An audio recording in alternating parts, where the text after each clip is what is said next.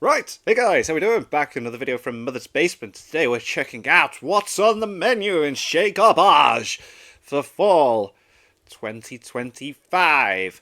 Let's just get straight into the menu as soon as things start working again on the computer. Welcome back to Chez Garbage, Woo. my friend. It's good to be back. You've come at a very exciting time because we just acquired venture capital funding, baby. The meeting did get a little dicey there for a sec when they started asking questions like, how could this asinine idea possibly make any money? What do you need 5 meat freezers for if everything you serve is rotten? And people literally can't eat trash anime. It's not food, they would die. But I beg to differ. after I showed them our global human involuntary concierge service network, Mr. Teal's eyes lit right up. Like literally, they were glowing. Then he started chanting in, I don't know, Spanish or something. A goat exploded, and this massive pile of money just emerged out of a circle of flames on the floor. That sounds insane. Don't worry though, you have my word that we will not use a single yen of that newly acquired capital to improve our service or ingredient selection even a little bit. Good. If it's not broke, why fix it? And you can rest assured we haven't let all of this incredible success stop us from getting another sponsor. This is the hottest trash of fall 2025. As always, we'll be starting the night off with a nice light trash appetizer that I think has a little bit of something for everyone. Okay. For the ladies, a whole load of shirtless hunks. Oof. For the laddies, enough video game references to keep you going until the lo-fi vibe of an ED kicks in. Nice. Adapted from a wildly popular Western webtoon of the same name, Oh. Let's Play tells the tale of Sam, a fresh-faced indie dev who finds her dreams shattered one day when her favorite YouTuber, Martial Law, Puts out a bad review. fantastic handle by the way, plays her game very wrong, very publicly, causing his fans to review bomb it so hard that NotItch.io damn near suspends her account. Then, to make matters worse, the e-celeb jerk moves into the apartment next door. And to make them even worse than that... Oh no! He's hot! It's the cell from Devil Harvest. It's an inherently compelling romantic conundrum straight out of You Got Mail. There's someone you really want to bang, but also they're low-key ruining your life. A simple, effective, dramatic setup that's only slightly glowing. undercut by the fact that Marshall isn't actually ruining Sam's life at all. Sure, for most people, having the game you spent years making between classes and shifts at your shitty soul-crushing office job buried by one lazy live stream would be a life ruiner. But most people aren't being groomed to inherit their shitty soul-crushing office from their cajillionaire CEO father, which kinda sucks all of the tension out of that particular story. Yeah. Luckily, so she's still doing okay. Let's Play has 2 more stories to juggle with this cute coffee shop boy named Link who's been crushing on Sam ever since she was a sick little kid stuck in the hospital where his dad died, and the Diet 50 Shades thing she's got going on with her shitty soul-crushing office manager, Charles, who also happens to know Marshall from the fencing classes that he stopped taking because his rich CEO father was crushing his artistic dreams and making him all depressed and shit. So everyone's doing okay. So, I guess no one's actually got any kind of financial stake in the conflict of this anime. But you know what they do got? Rippling abs and huge honkers, which at the end of the day is all you really need in a mildly spicy soap opera. Exactly. Sounds like it ticks all the boxes. Like this. I'm giving it 2 novelty trash baskets of garlic bread. Nice. Now, I do understand. And who doesn't like garlic bread? That for some of you, that's just not gonna be gamery enough, no matter how gamery it is. So we've also set aside a generic RPG fantasy trash appetizer for those with romance-sensitive palates, which, for once, isn't an isekai or one of those f***ing things, but only just barely. Hero Without a Class, Who Even Needs Skills, is about a hero who, get this, doesn't have a class, even though he lives in a job system-based RPG. How embarrassing! That's so Obviously, embarrassing. that puts him at something of a disadvantage next to everyone else who can just download spells and sword skills directly from the goddess like Neo learning Kung Fu, but it doesn't actually stop him from learning Kung Fu. It just means he's got to do it manually, which in turn means he's pretty much the only guy on the entire planet who actually knows how to swing a sword with his own two hands. And also, the skills he can learn aren't limited by his class, just his own physical abilities, which, if you've ever seen an isekai or one of those fucking things before, I don't have to tell you are completely off the charts. 間違いない。あれは最上級職の剣気だけが使えるという攻防一体のスキル剣舞。剣気といえば女性だけの職業のはず。なぜ彼が Likewise, I don't have to tell you that literally every woman he meets immediately drops her panties for him, especially his little sister. Why? Come on. Every time. Though it is worth noting that most of the waifus in this anime are unusually psychotic about it. Again, especially his little sister, but especially the daughter of the only guildmaster willing to take a chance on his classless ass, who keeps trying to jump into bed with him and trick him into marrying her, even though all he wants to do is ogle the gazongas on his tomboy childhood friend. That makes for a pretty fun gag for like 5 minutes, which the anime drags out for several hours. This God. one gets one basket of incredibly stale garlic bread, which looks pretty much exactly like the other garlic bread, but not because I embezzled most of our art budget and we're trying to stretch the assets as much as we can or Of course. anything like that. That's just what stale bread looks like. There's nothing I can do about what stale bread looks like, right? Don't worry, though. We whipped up an entirely new kind of bread to rate our final trash appetizer option / first excuse to plug the uncensored Patreon cut of this menu. Hands off Sawaranai de Kotesashi-kun.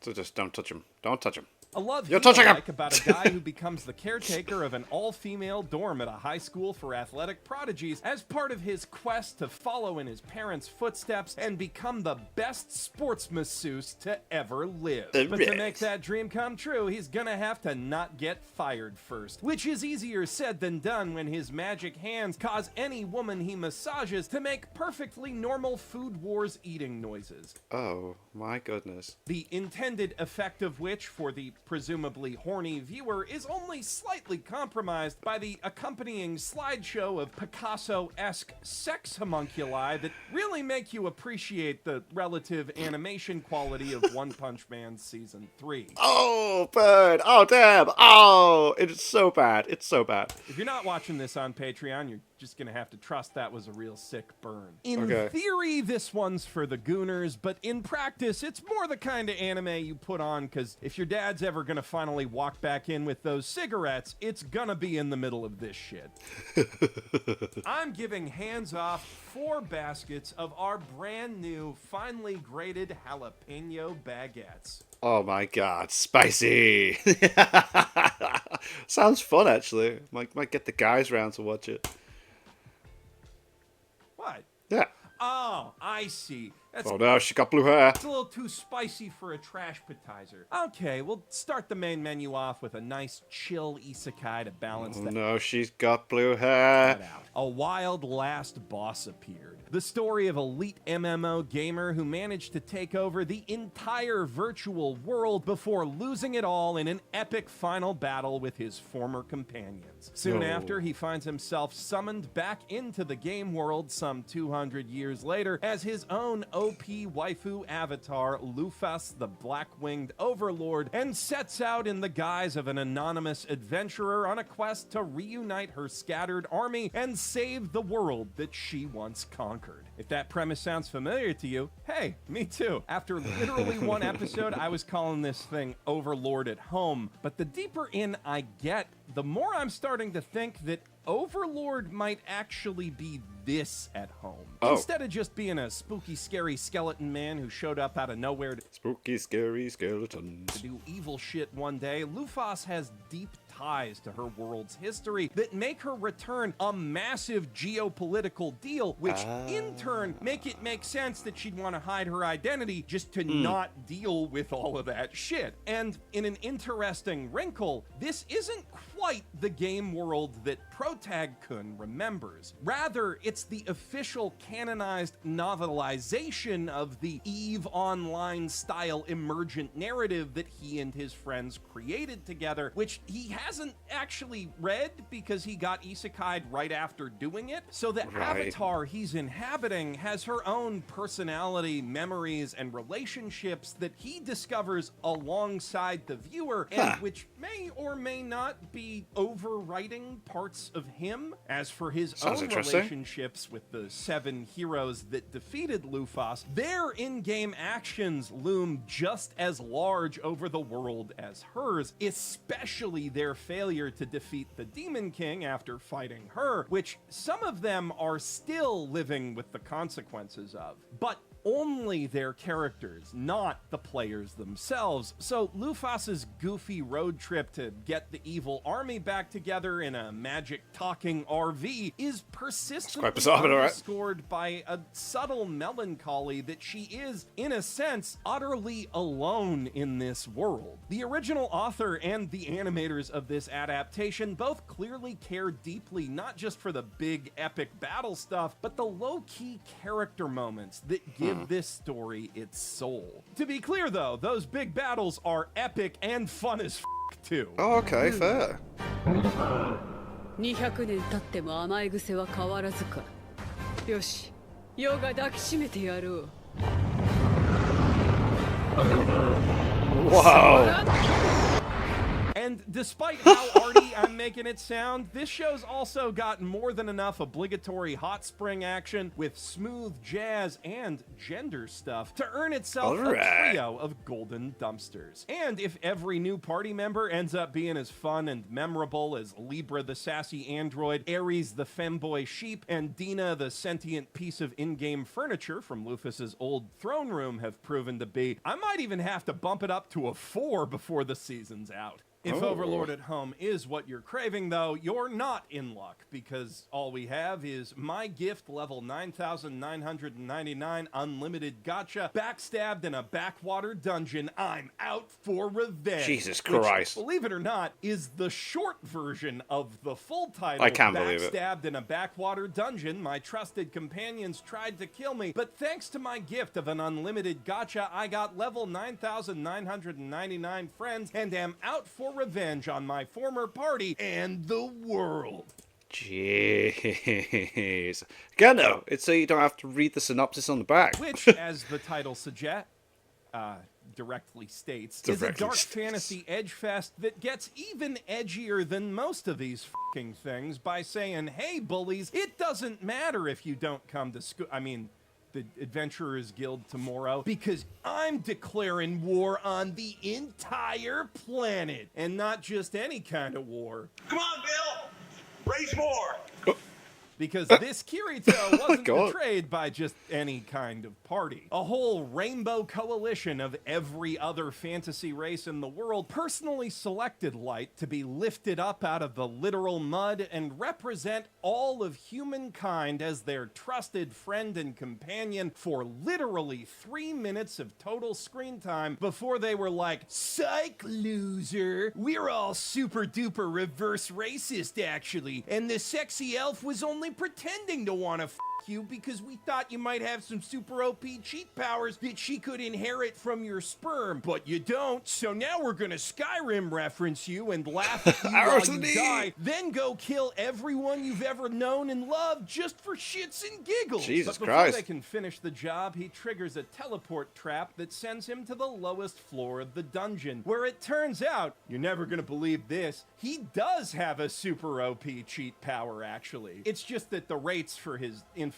gacha skill are determined by how dense the magic around him is. So while he was pulling literal garbage on the surface, down in the dungeon depths, he's basically guaranteed rare drops from every roll. And as the name of the skill suggests, he gets infinity rolls. So cue up a time skip where he just sits there mashing 10 pulls for several years until he's summoned a whole Walmart Nazarix worth of OP warrior ladies who want to him, sexy battle maids who want to him, an entire town of civilians who want to him, and also it kind of seems like the warrior dudes he's summoned want to him too. But instead of doing any Light's gonna make them pay. Make them all pay. Starting with the Wolfman Garu, who gets reintroduced with honestly one of the best background character lines in any anime I've ever seen. But no matter how cool his groupies may think he is, oh my God, this is brain dead aura farming highest power level wins slop, and Light's power level is literally It's over 9,000. Rah. so.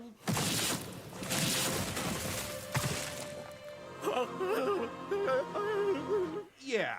After that, while his servants are busy plotting his next revenge, Light Sama decides to... She looks like, I just remember the name. She looks like a taller version of Hestia from Danmachi. To me.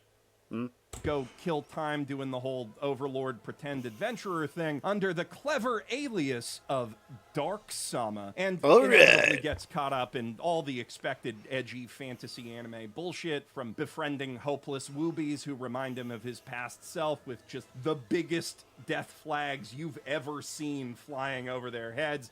There's some magic serial killers, elf rapists, the whole shebang. I guess it does slightly mix things up by having an elf do the raping, but that's the closest thing to a narrative innovation you're gonna find in this entire anime. Unlimited Gacha is the perfect anime for anyone out there who thought Shield Heroes villains were too complex and likable, and I'm giving it a nasty-ass biohazard bin full of Dungeons and Grand Dragons game books. But while that is very clearly the season's most morally reprehensible anime, it somehow doesn't have fall's worst title. In fact, A Gatherer's Adventure in Isekai might just be the worst localized anime title of all. What's the original? Like, okay, sure, Isekai's technically in the Oxford Dictionary now, but you can't just fucking do that, man. It's not a one-to-one loan word you can just hot swap with another world to save a few characters. In English, Isekai only describes the genre that it's the name of. So that's like calling a movie The Sound of Musical, or Once Upon a Time in Western, or Requiem for a hack piece of shit Satoshi Kon knockoff. Sorry if I'm harping on about this grammatical atrocity too much, but it's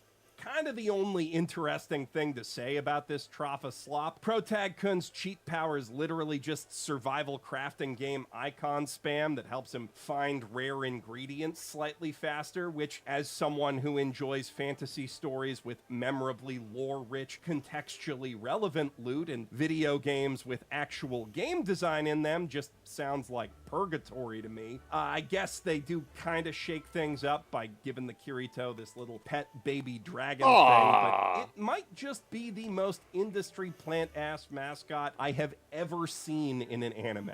And okay, I know technically every anime mascot's an industry plant, but just look at this fucking thing.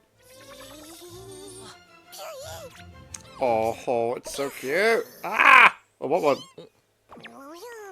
And other than that, it's just the same old isekai shit you've seen a million times before. Monsters, magic, dungeons, adventurers, guilds, elf tits, all that jazz. I suppose it is also notable they stapled those elf tits to Asmon Gold.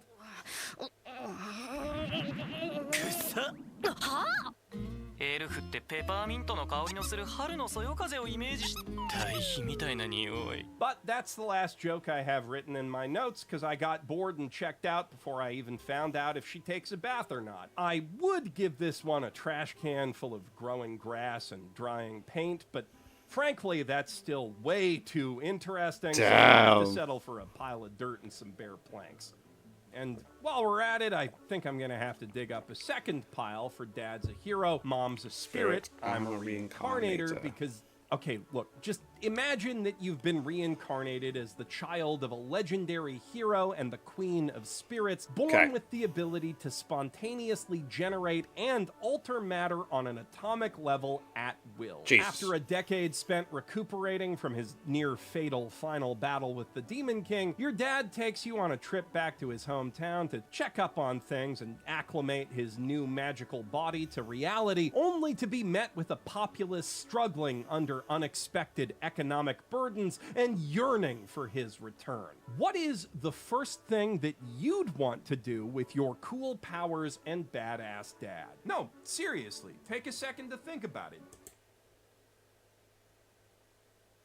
Don't know. Any answer is valid. I just want to see where your imagination runs with that setup. Because I am willing to bet not a single solitary person in this entire restaurant said, spend an entire episode helping my uncle divorce his fat bitch wife. Oh, yeah, okay. That's... okay. Yeah. What? Alright, okay. 婚姻できないこととします。嘘よ待ちなさい私がロベル様と一緒になれないなんて助けてロベル様 It really just puts an awful taste in my mouth, and not the kind you So call weird. Shea Garbage for. Like, here you are, indulging yourself in some wholesome magical girl dad vibes, fantasizing about conjuring diamond rings from thin air, then in stomps this ridiculous caricature straight out of a Reddit creative writing exercise with a design so viciously unflattering, it'd Yeah. make the Little Britain costume department say, bit on the nose, innit? And when I say stomp, We don't all I mean sound like that, you every know. step she takes sounds like fucking Godzilla's coming.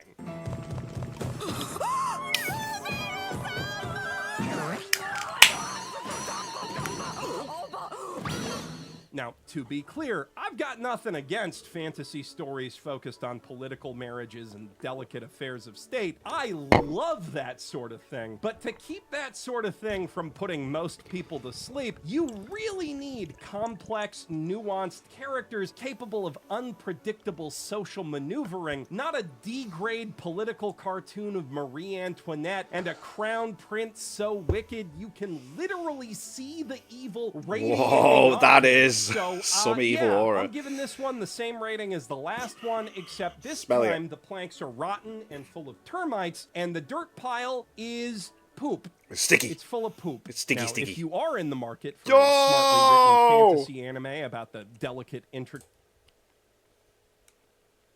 Yes! This is so good. intricacies of nobility and statecraft, you definitely came to the wrong restaurant, bud. But you're still in luck, because May I Ask for One Final Thing needs to put a whole lot of work into crafting tense, multifaceted political dilemmas to make it as funny as possible when Scarlett L. Van Bam! Diemen ignores all that and elegantly beats the ever-loving f*** out of anyone remotely responsible. Righteousness is on my side.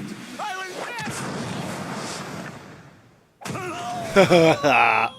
If struck hard enough, even the plumpest pigs can fly. Don't you see, Prince Julius? Violence is the answer to the very trickiest of pickles. Perhaps it will become a common proverb one day. Wow, that English voice actress was class. A brilliantly conceived plot that I'm loath to spoil, this anime delivers a clever deconstruction of not just the villainess genre, but the entire isekai-adjacent escapist fantasy anime space, sharply critiquing the narcissistic conceit of treating an entire world as your own personal playground. But it doesn't let that stop it from having a ton of its own self-indulgent anime fun, surrounding its heroine with a whole reverse harem's worth of uniquely punchable fantasy boys, plus one very good dog, and absolutely reveling The in glove's so bloody and cool. brutal enough action to satisfy any isekai bro who'd normally never look twice at something with ball gowns this frilly. Using her god-granted powers to warp time itself, plus her own hard-earned rock-hard muscles, Scarlet approaches even the thorniest of diplomatic problems with the same delightfully simple solution. Putting your peers down to raise your own station. Back to paddling. Exploiting the Back to downtrodden to enrich yourself. That's a peddling. Manipulating religion to control people. That's a peddling. Back to Participating peddling. in the slave trade. Oh, you better believe that's a peddling. And unlike Jasper, it never gets old. May I ask for one final thing? Gets 4 thrift store racks of Sick. second-hand prom dresses blazing with raw aura. Thanks to the villainess boom, ladies have been making great strides lately in reclaiming the isekai space, which, as we all know, used to be their near-exclusive domain, dating back to the days of Escaflowne! retro mecha isekai like Escaflowne and Rayearth, to the literary classics Oz and Wonderland, and all the way back to the OG yaoi isekai, the Epic of Gilgamesh. Gilgamesh. One area where villainess anime still trail their male contemporaries is in the realm of cringy self-insert fanfic bullshit, which Kiritos have had on lock for decades now. To challenge their dominance in that particular arena, we'd need a villainess isekai with not just zero, but negative shame. A story bold enough to place its heroine not just in any old generic video game fantasy setting, but a world purpose-built to fulfill her own very specific wishes in the Terabad self-insert Mary Sue fantasy adventure she started writing about herself when she was 12. And that anime is called The Dark History of the Reincarnated Villainess. そしてみんなと魔王を倒す旅に出る。それが宿命。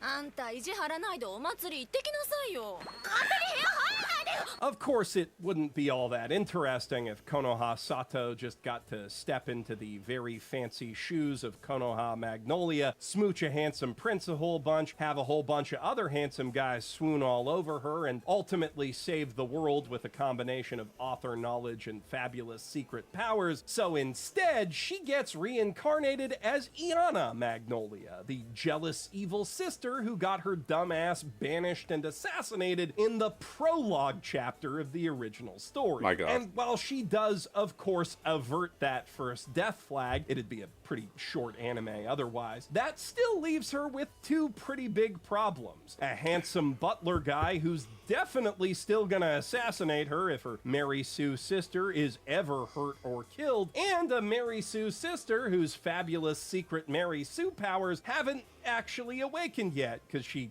stopped the traumatic event that was supposed to do that for her. Oh. Oh, shit! And Miss Sato went through a lot of deeply embarrassing phases writing this story, including a monster fucker phase and an oh yeah, I'd totally let Sephiroth kill me phase. So the entire foreseeable future for that sister is just a massive minefield of increasingly deadly self-reports. Most of which she doesn't even fully remember because she's a grown-ass adult now who she wrote hasn't it thought right. about any of this shit for over a decade. That's so funny. However, That's great. that That's so good. minefield is also full of increasingly handsome Bishonen boys and plenty of scenic spots for relaxing tea breaks between dealing with werewolves who are also Raven! That's right! Plus, even if she doesn't get to From be the the Dragon Mary Ball Sue, movie, she is the live still action. filthy rich in a world where magic powers exist, so she can't complain too much, and neither can I. I'm giving it 3 flamin' dumpsters full of Mary Sue self-insert fics and uncomfortably specific lore notes on monster anatomy. Speaking of monster f***ing though, if that sort of this thing is is so your weird. bag, baby, then baby, we've got an anime with your name No. written all over. Ah. With you, our love will make it through. A tender tale of star-crossed love set in an alternate history urban fantasy Japan that's only just now beginning to relax its centuries-old furry apartheid. Anthropomorphic dog boy Tsunagu Hidaka has studied his fuzzy little tail off and So weird. It's so weird. They gave the dog rock hard abs, and he's so sexual with everything. hopes of one day becoming the world's first beast folk doctor. But those plans are immediately derailed on his first day in human school by both the expected anti-furry racism and some totally unexpected new feelings for his sweet and very open-minded classmate Mari Asaka. How open-minded? This meme sums it up better than I ever could. One minute, this show will be puttering along like your typical cute, fluffy shoujo romance, emphasis on the fluff. The next... なんで急に Whoa, hey! Yeah, A please, vivid Jesus. reminder that the prequel to this thing was an 18-plus web manga. I Oh. mean, I've heard of heavy petting, but this is ridiculous. And also more than a little embarrassing for Tsunagu, who ends up trying to keep Mari at paw's length because there's just something about her smell that makes him unable to stop himself when he gets too big a whiff. Meanwhile, she's just over here thinking, It's like, it's weird, isn't it? Because when you look at Beastars, it's not as odd when, like, the wolf dude is with the rabbit girl because they're both animals. Still weird anyway. You know, it's still quite, ugh. But then when it's a big dog with a person, it's just like... What's going on? I mean, I didn't say stop. To be clear, this show is like 95% just pure Doki Doki shoujo goodness. Pals hanging out, platonically snuggling the oversized floof balls in their class. But for the freaks out there, you know who you are. That 5% will be everything. With you, our love will make it through gets 3 dudes in fursuits There on you a go. smoke break next to a completely normal dumpster.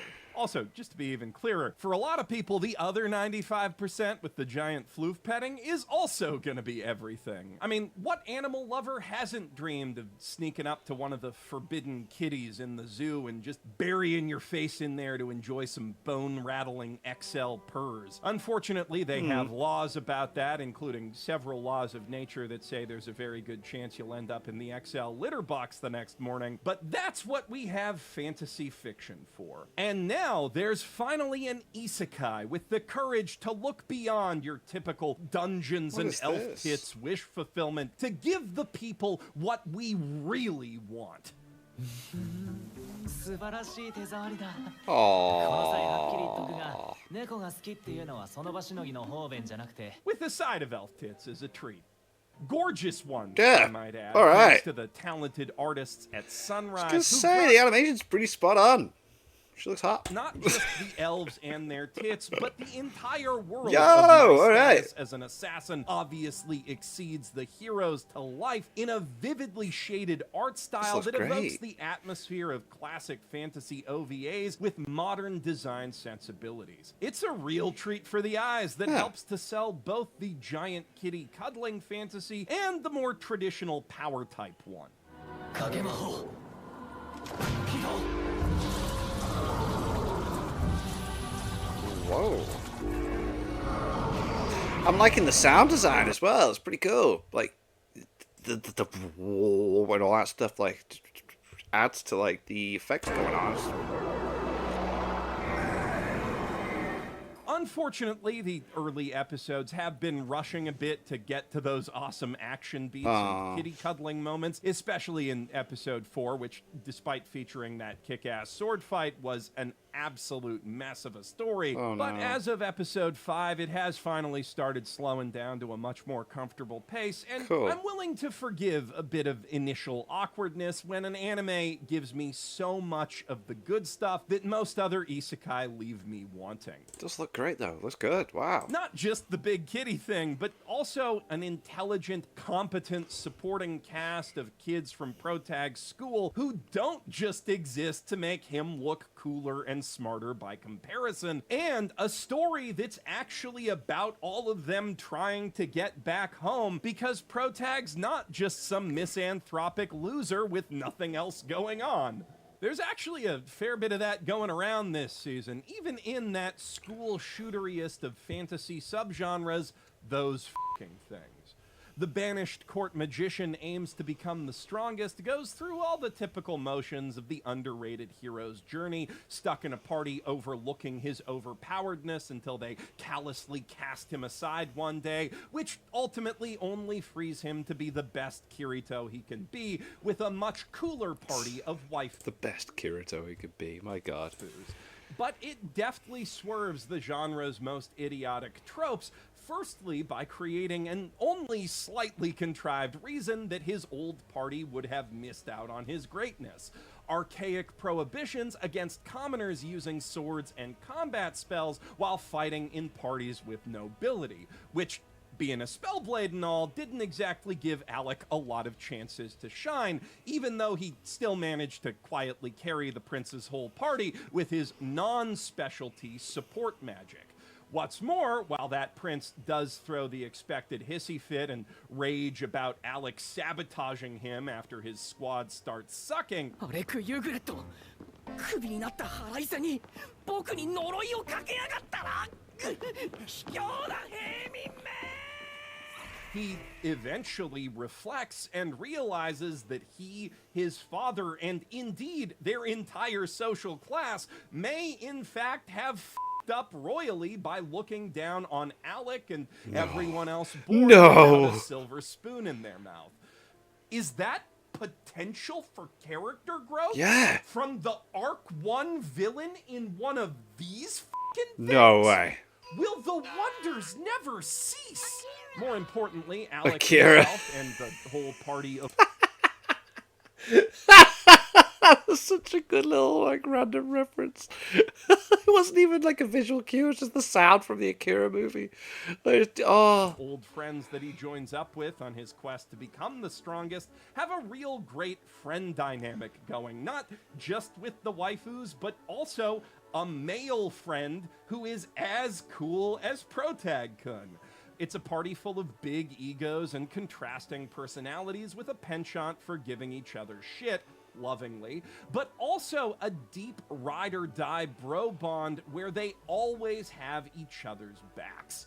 If this anime were, say, a Tales of game, you better believe I'd be watching every last party skit that pops up, and maybe even looking up a guide to trigger the hidden ones. Most JRPGs wish they had character writing this good. Interesting. They all have distinctively creative fighting styles too, even though they're all working within the same magic system and class framework, and that goes for people outside the party too, who are also competent and interesting characters. And the fights themselves look really damn good. Good.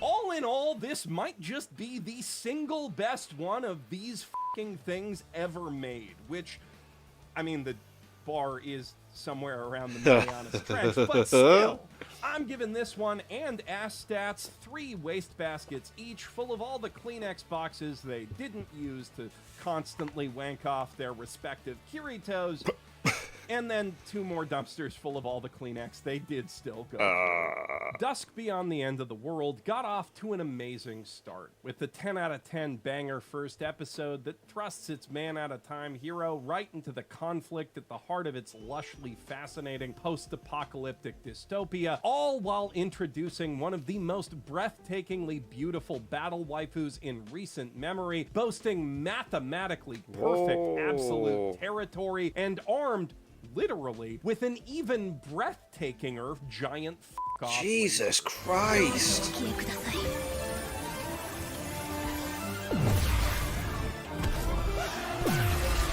Whoa! Then episode 2 took us even deeper into the political intricacies of the setting, alongside an even sexier non-battle waifu. We're talking not just Shell Dorado-influenced character design here, but specifically the rejected concept art Shell who wore nothing but a poncho. Someone, please get the Pixiv artists on this series. Holy shit. Wow. All of which sounds like primo Chez Garbage ingredients to me, but the problem was, the world building and adventure story were so well executed, I was starting to worry the trash FDA might label the whole thing art. Thankfully, PA Works came to my rescue in episode 3 by rescuing that second waifu from episode 2's cliffhanger in a few very rushed minutes. This looks so that we great. could immediately jump into a multi-part storyline about Protag-kun's sexy android companion who looks exactly like his dead fiance, trying to make him jealous by inserting herself into a love love triangle that's also a mafia succession dispute between blood-related siblings. You see that, Reiji? You fucking coward. This show isn't even about incest, mostly, and it still had the balls to completely fuck up its tone and atmosphere with the real thing. That's amazing. Who am I kidding? He's too busy redesigning Kazuya to look exactly like himself so he can finally let him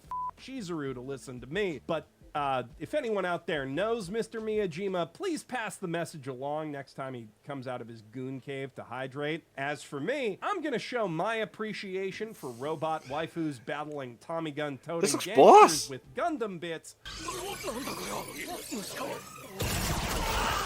By What? giving Dusk Beyond the End of the World Dusk 3 Beyond the golden End of the dumpsters. World. Though my colleagues in the Mother's Basement Restaurant Group's fine dining department may need to reconsider their recommendation if the show spends any more of its scant 12 episodes on this sort of delightfully plot derailing anime bullshit. On that note, though, I do need to correct the record on some of their premature promises regarding Chitose is in the Ramune bottle, which I was very let down to learn is not the season's most beautifully animated piece of harem trash after all. In the bargain bin section of the latest ones to watch menu, we incorrectly labeled this stunning work of art as an ultra-pretentious My Teenage Rom-Com Snafu clone that swaps Hachiman out for an insufferable popular kid who loves waxing poetic about himself about as much as he loves negging all the hotties who want to bang him. But that was tragically a clever ruse, playing into the story's core theme that some of the best people you'll ever meet make the worst first impressions by literally doing that to its own audience in a genius narrative flourish.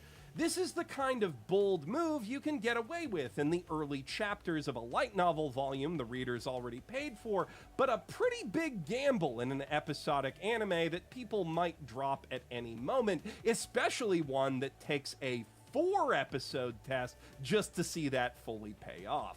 Even with production values this gorgeous, that is a mighty tough sell for anyone who's not dumpster diving for ingredients like I was when I watched it, but at least I can get some value out of my own immeasurable disappointment by letting anyone who accidentally wandered into the wrong restaurant know they missed a good one at our sister location. This is a harem anime where it's actually believable that all these beautiful women would want Protag-kun because he's just that hot, nice, and talented, which goes out of its way to subvert the antisocial tendencies of the genre with a large supporting cast of male friends and rivals who are just as well developed as every one of the waifus, where the romantic relationships all have established chemistry from the get-go and actually go places almost immediately. It's weird. This one's got a lot of appealing anime I want to actually check out on this. Usually it's like just laughing and like, I probably won't watch it, but there's quite a few recommendations on this that like, maybe not from the starters, but these mains, damn.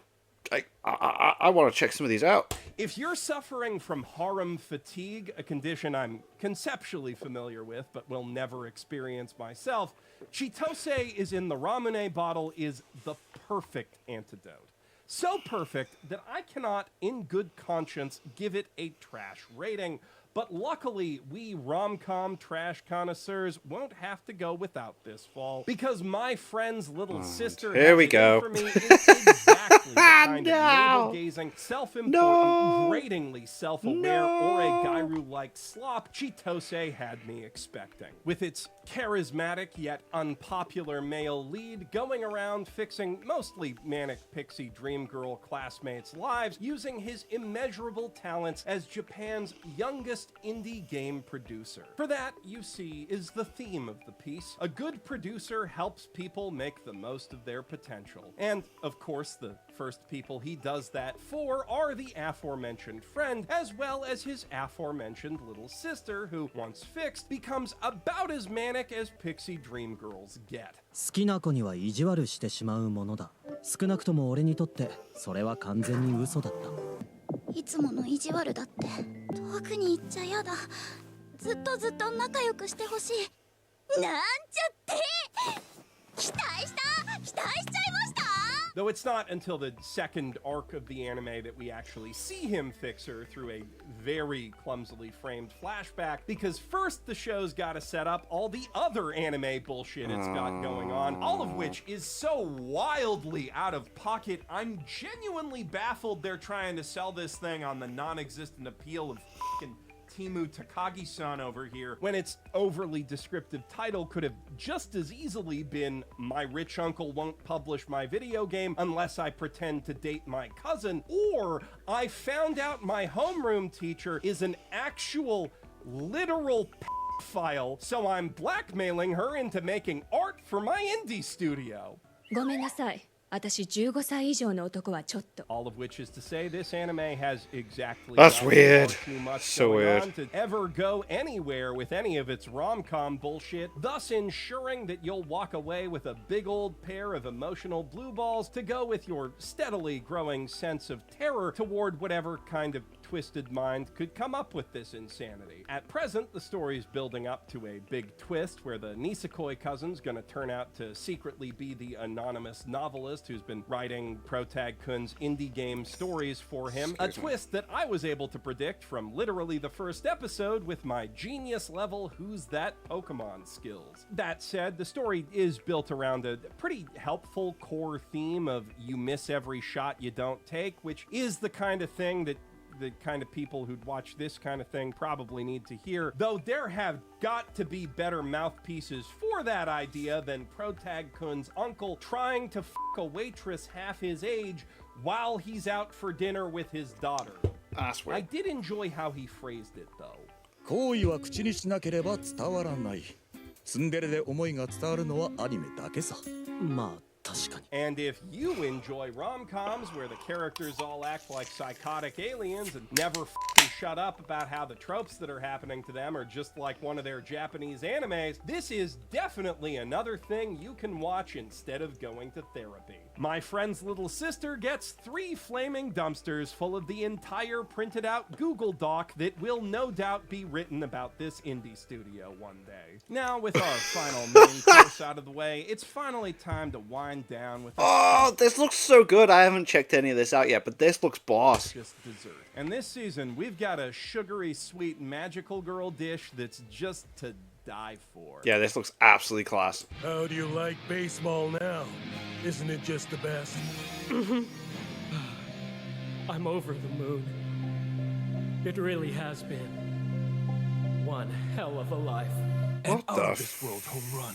Whoa. What? No, this is definitely a magical girl anime. You got teenagers with secret double lives, power of friendship with homoerotic undertones, and crazy monster of the week fights out the wazoo. Gokudo skill, Buddha fist smash. Whoa. I got you, man.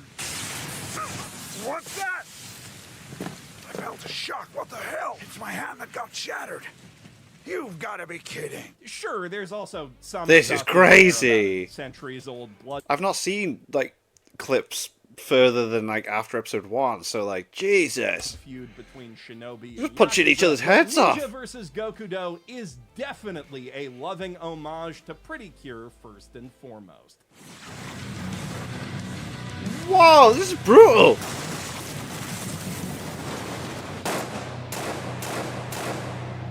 What the fuck? See that? That's how you kill a ninja. See? Fun for the whole family. I'm giving it 2 trash baskets of cinnamon. I didn't realize it was so fucking brutal. That's unreal. Whoa! Whoa! That's one to watch with the boys. Jesus Christ. And I'm giving you everything you ate tonight on the house as thanks for celebrating this massive milestone with us. Also, we were kind of running out of organs that you've got 2 of. And my new friends taught me how to make way more money by harvesting your personal data. Anyway, it's time to send you back, so I'll see you next season. And if they ship you to the island by mistake, just tell them you're a customer and you didn't see anything, and they'll send you right on your way. Cool. That's fine. Bye. Thanks for the advice. Love that. My god, that last one was so brutal. Whoa! What? There was some really good recommendations on that one. My god, like most of the time I come out of there and I'm like, oh, not really a fan of the menu, but that menu was smoking great. You know, that was, Saffield,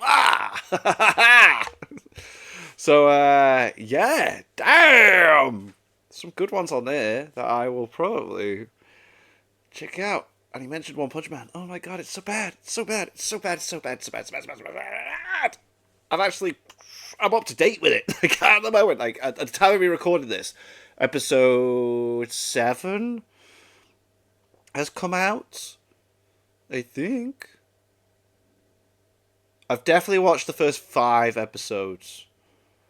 Oh, I can't remember, but I've given it a good go, you know what I mean? And it's so bad!